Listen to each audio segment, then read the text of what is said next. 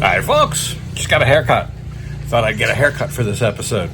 Anyway, today we're going to go look at some trail bikes. You know, trail bikes, it's a growing segment here in the small bike or scooter market. They're a little bit different, explain how. And buying decision here lately has become a lot more difficult because there's a new player in town that's cheaper and maybe better. We'll find out. We're going to go look at these. We're going to get on down the road. We're going to start at the Cubhouse and we'll start talking about the trail bike market, and maybe it's something you want to explore. Access granted.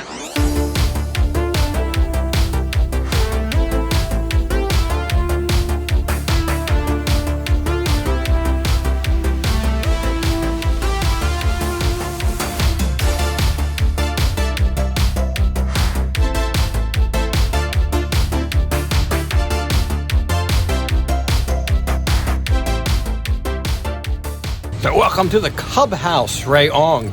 You know, we went to a Cubhouse in Bang Sen about 4 years ago for the launch of the CT125, and that's basically what we're here to look at and compare with some of these newer models.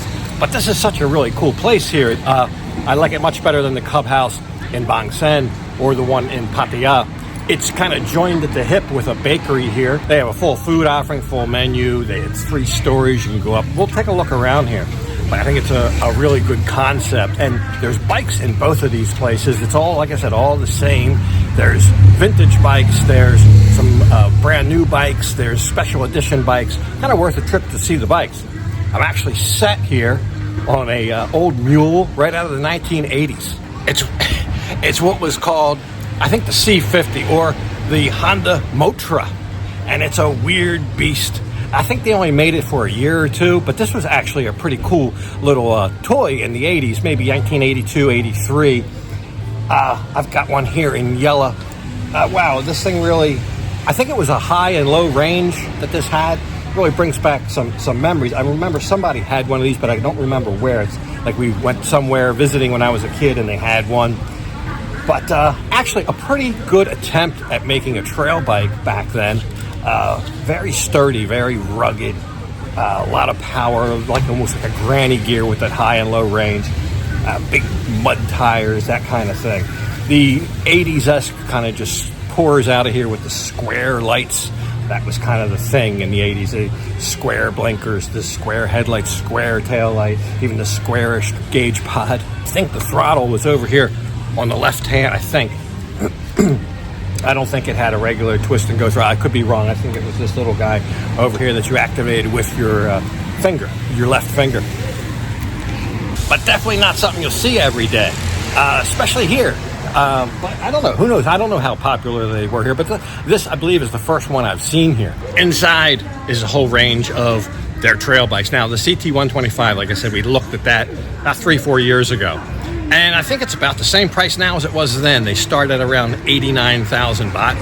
And for that, you get the single-cylinder air-cooled 125cc engine, a very rugged chassis. You get a 4-speed gearbox. In the parlance of modern times, it kind of encapsulates everything. A trail bike. What is a trail bike? You want ground clearance. You want durability. You don't need a lot of speed and power. You're going to be on little trails and things like that, so you're not going to be setting any land speed records, but you want the flexibility of the gearbox. You want some more chunkier tires. In that department, I think the CT125 is a little bit lacking. I think what they've tried to do is balance that for street use, knowing that most people aren't going to buy a trail bike just to use on trails. But if you were, then that's what you would want, a trail bike. But this one particularly, I don't know would be the best bet for that. Maybe the one we're going to look at next.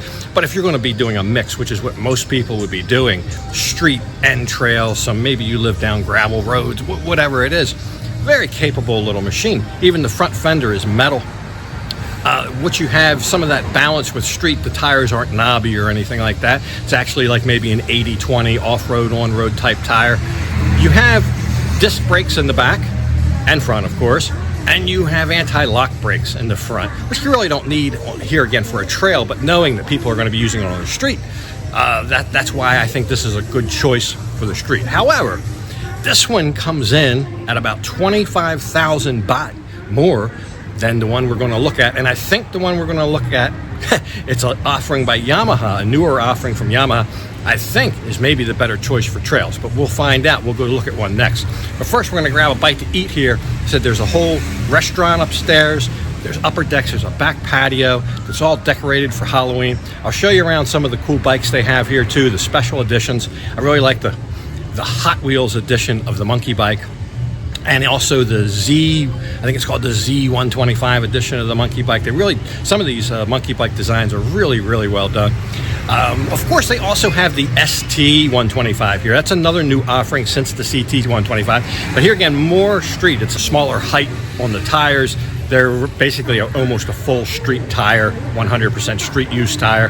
But a very good spin on the classic old retro trail bike in a more street bike type package.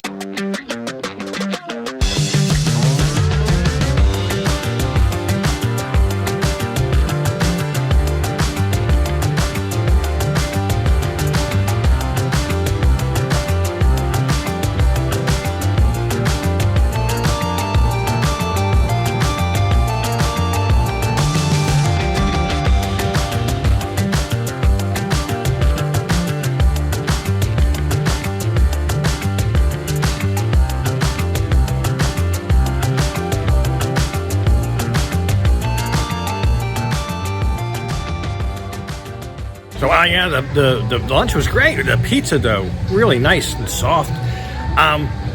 They were on special, 2 pizzas for 129 baht. So we each had one, and then an egg omelet type thing with dark rice and a Mexican sausage type meat. That was very good, very good.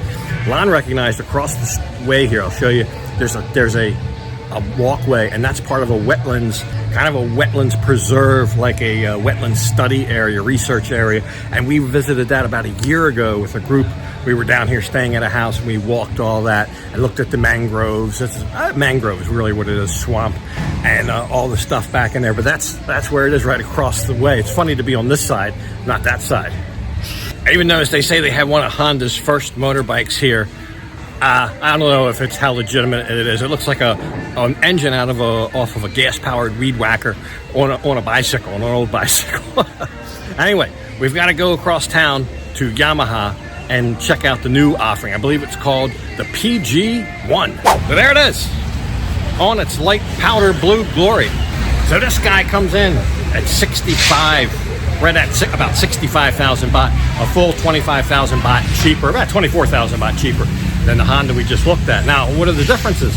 You might say that's a big difference. Why? Why the difference? Well, about the only thing that I can see as a big difference that the Honda has that this one doesn't is the ABS and the rear disc brake. Engine-wise, this is a 115, that's a 125. If you're thinking, well, that's a difference right there, it really isn't, because actually, the Yami puts down more power, only marginally. I think they're both at about 9 horsepower, but the Honda's only like 8.7, this is like 9. The Yami gives you the full 9. So power about the same. Now, the Yamaha is also about 11 kilos lighter. It's a little bit shorter, and it has a longer wheelbase, but I think also the same, if not more, ground clearance. The Yamaha, as you'll notice, also has the knobby tires. So knobby tires are never a good idea on the road. Not to say you couldn't change them. The wheels are actually smaller, 16-inch wheels instead of 17-inch wheels, but you get a bigger, meatier, knobby tire. That's what I mean. It depends what you're going to really be using it for, but if it's purely for trail, if you really want a retro trail bike and you live in dirt gravel roads in a village somewhere up north, and whatever the reason, that one I think is the better get. I mean, what do you want from a trail bike? You want lightweight. You don't want a heavy bike to lift up over fallen trees and things like that. You want lightweight. You want an adequate enough power. You don't want underpower, but adequate power. You get the same 4-speed gearbox in this guy. You actually get marginally more power. You get lighter weight. You get bigger, knobbier, grippier tires, and you get a price tag that's 25,000 less. So it's definitely something to think about. Now, if you're going to be doing mostly street riding, I don't know that I would go that route, though. Still would be possible. The knobbies will wear down soon enough, or you could change them out. But for a lot of street riding, probably not a good idea for knobbies. I did the same thing with my motocross bike. I took the knobbies off day 1. Well, maybe day 2. Anyway, because they're just on the road. They don't perform. The minute I put the street tires on, wow, world of difference. It's been a while since we've been at Yamaha, sitting right next to the PG1, the Exciter. You get a proper 6-speed transmission. Lots of power to the 155cc engine, lightweight. You don't have that CVT weighing you down. You have a proper gearbox to get the power, wring the power out of it. You do mostly in town. It's not much bigger than a Honda Wave. You can park it easily, the malls and the narrow parking spaces. Yet out on the road, it'll get up and go, and if you want to do a little bit of travel, it's up for it. Definitely a good all-around bike choice at $84,000. But the black one looks nice, black and gold. I guess gold wheels are back in style. I thought that went out in the 90s, but anyway, there it is. I always said the Grand Filano's a girl's bike. Lon gravitated right to it. Proves it.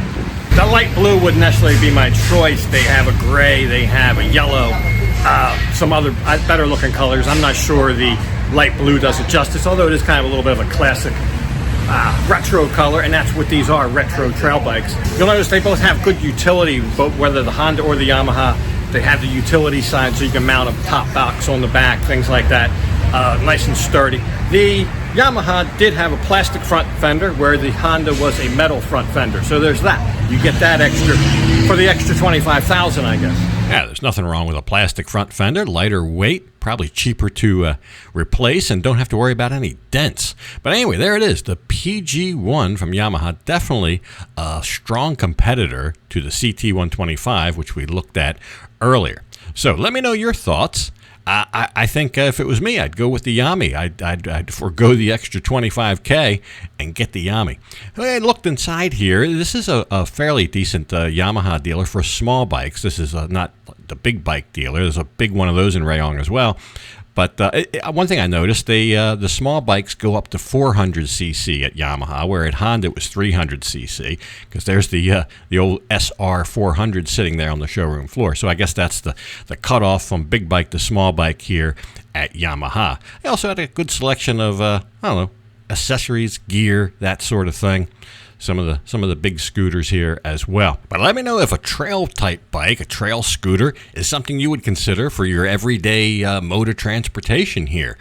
I mean, they're small, they're lightweight, so good around town, enough power for around town, very maneuverable, a lot of flexibility with that gearbox. They won't run away down hills like the automatic scooters. So there's a lot to be said for it. Could be very well, whether you use it for trails or not, could just be everyday transportation. It could be something that you use instead of one of the twist and go type scooters, and maybe you save some money in the process.